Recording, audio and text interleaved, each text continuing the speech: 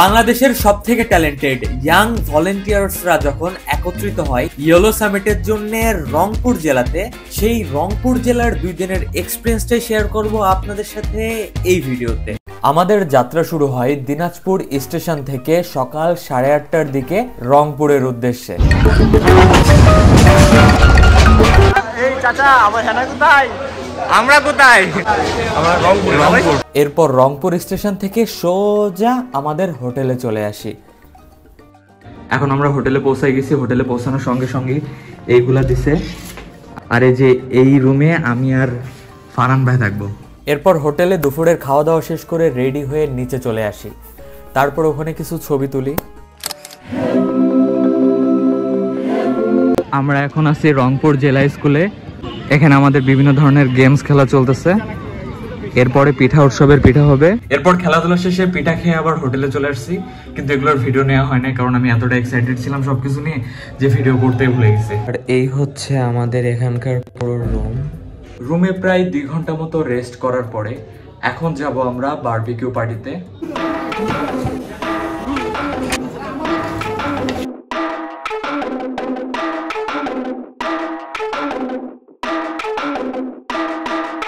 Barbecue party শেষে হোটেলে back করে আমরা ডান্স রিহার্সাল করতে থাকি।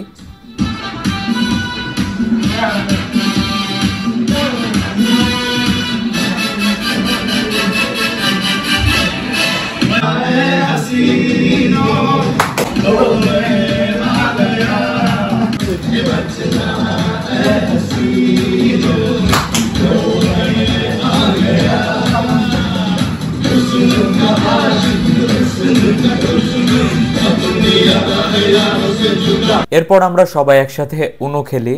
গাইজ, গত কয়েক বছর উত্তরবঙ্গে থাকার অভিজ্ঞতা থেকে বলতেছি, উত্তরবঙ্গে সব থেকে বেশি যে জিনিসটার অভাব সেইটা হচ্ছে অ্যাস্থেটিক ইভেন্ট ম্যানেজমেন্ট কোম্পানি।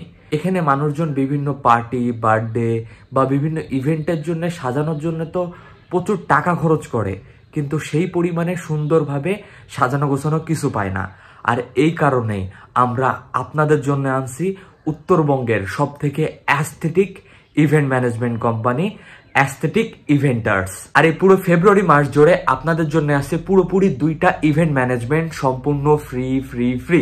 তাই দেরি না করে এখনই যোগাযোগ করুন আমাদের স্ক্রিনে দেখানো নাম্বারে। আর এই কোম্পানির কয়েকজন মালিকের মধ্যে আমি একজন, তো you can trust on me. কাল রাতে খেলাধুলা শেষে ঘুমায় পড়ছিলাম, আর এখন সকালবেলা উঠে রেডি হয়ে গেছি প্রোগ্রামে যাওয়ার জন্য।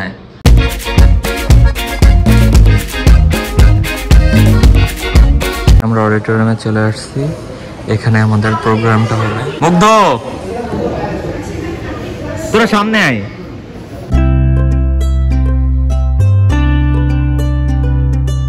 টিকটক এই শব্দটা শোনার পরে আমার একটা জুনিয়র বলছিল, ভাই টিকটক, আপনি টিকটকে যাচ্ছেন, পরবর্তীতে কি হয় এটা পরে জানা যাবে।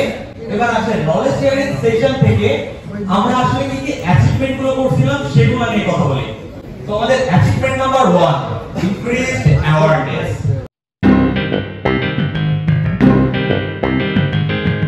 কন্টেন্ট তৈরি করা হবে এই সম্পর্কে অ্যাওয়ারনেসের জন্য বিভিন্ন রকমের ক্যাম্পেইন চালানো, যার ফলে মানুষজন আরো বেশি সম্পর্কে সচেতন হতে পারে।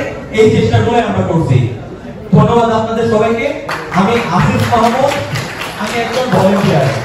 এরপর জাগো ফাউন্ডেশনের ফাউন্ডার করভি ভাই আমাদের সাথে নানা রকমের মত বিনিময় করে। তারপরে একটা ব্রেক দেওয়া হয়। ব্রেকের পরে আমাদের সাথে কথা বলে বিভিন্ন সেক্টরে সাকসেসফুল হওয়া আমাদের অনারেবল গেস্টরা। আর আমি বিভিন্ন সাকসেসফুল মানুষজনের কথাবার্তার মধ্যে একটা ব্যাপার দেখছি, সেটা কি জানেন? Successful people give you hope while unsuccessful people give you doubt। আর এটা সর্বজনীন সত্য।